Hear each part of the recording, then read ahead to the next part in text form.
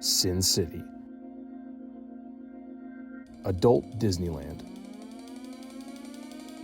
Lost Wages. Las Vegas, Nevada. The city of Las Vegas has always had a sketchy reputation, mostly due to people saying that what happens there, well, stays there. Except for everything I'm about to tell you in this video. While most people venture to this sinful desert oasis looking to gamble away their money in a casino or be dazzled by an amazing show, others like myself prioritize destinations of the amusement variety. The Las Vegas Strip offers 4 separate rides and attractions which are some of the best family fun around. That is if the kids aren't afraid of heights. In this 4-part video series, I'll be breaking down my recent visit to Las Vegas from the lens of a roller coaster enthusiast, and from someone who's not much of a gambler. While in Las Vegas, I went to the Big Apple Coaster, Adventure Dome, Stratosphere, High Roller, and a bunch of other touristy stuff. So if you want to know some of the coolest things to do in Las Vegas, watch this whole video series. This is part 1 of my experience in Las Vegas riding the Big Apple Coaster at the New York Hotel and Casino on Coaster John.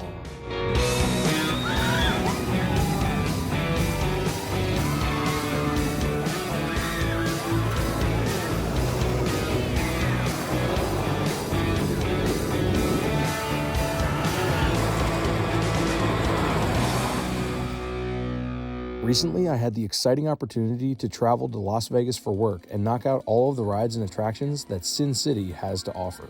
I'm really thankful for this work trip because without it, I don't know when I would have found the time or money to make it out there. Regardless, it's certainly worth your while because I had a great time.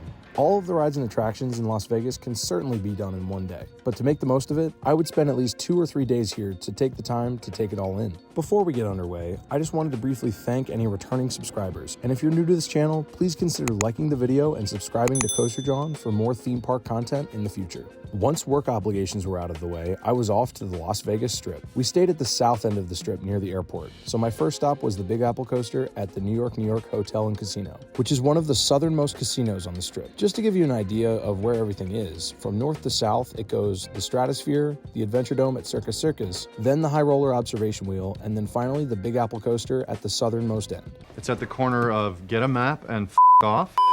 Arguably the most iconic attraction in all of Las Vegas, the Big Apple Coaster is certainly a sight to behold. The Big Apple Coaster is open 11 a.m. to 11 p.m. on weeknights and open till midnight on the weekend. On weekdays before 6 p.m., it costs $19 per ride and $10 for re-rides, which is the best time to go because on weekends or weekdays after 6 p.m., that price goes up to $23. Big Apple Coaster also requires riders to pay for a $1 locker. The lockers I don't mind, but $20 per ride is kind of a ripoff. But since Big Apple Coaster is just a lone ride coupled with an arcade, as opposed to an entire amusement park, I get it. The entrance to the Big Apple Coaster is, shocker, located inside the casino and up the escalator in the back.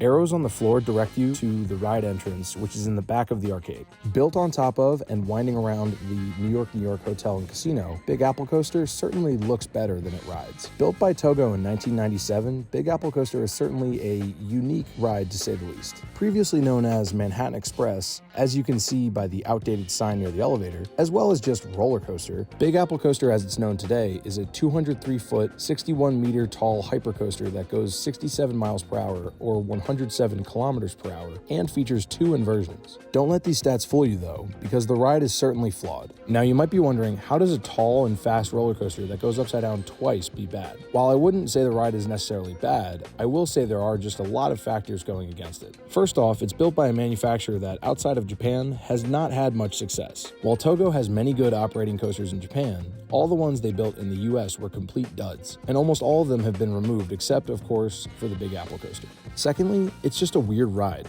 with a shallow first drop, airtimeless hills, and poorly profiled track. It's also a bit rough, which I do blame on the hot desert sun and being open all year long. It's hard to believe that this ride actually used to be worse when it had its old trains, featuring not only a bulky lap bar, but also rigid over-the-shoulder restraints, which reportedly gave excruciating headbanging. Thankfully though, in 2021, new Premier trains were installed, which I can probably guess was a massive upgrade. Wait a second, I'll go over. Okay. Stop pulling. Well, can you just hold on? We got Alan's left. Yeah. There we go. Good.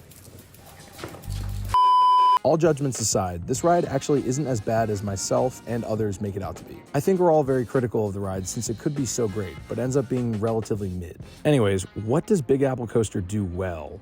Right.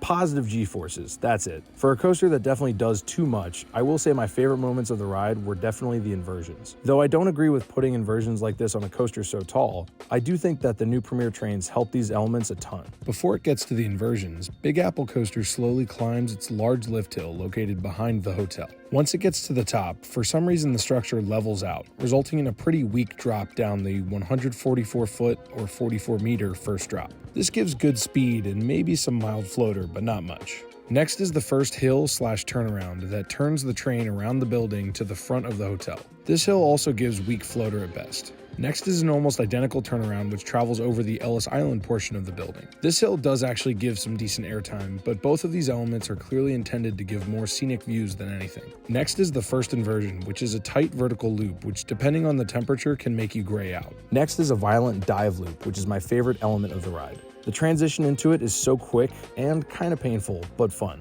And then the dive down is just insanely intense, and another gray out inducing moment. I also enjoyed the small hills, which give slight floater airtime, as well as the forceful helices. Unfortunately, my single $19 ride was enough for me, but if the ride had been more affordable, I would have loved to ride again in the very front or back. But alas, I was assigned a middle row seat. I will say though, you really can't beat the setting, weaving in and around the replica buildings of New York. That part's pretty cool. I give the Big Apple Coaster a 7 out of 10 for its bold layout choices, strong positive forces, and cool setting. But I can't help but think that almost any other manufacturer could have made a better ride, and I have to knock it a little bit for lack of airtime. To find out what I thought about the rest of Las Vegas, stay tuned for part 2 of this mini-series where I review my experience at the Adventure Dome. I'll also be breaking down the Stratosphere, High Roller, and everything else cool that Las Vegas has to offer, so check those videos out as well. Until I see you guys in part 2, this has been Coaster John.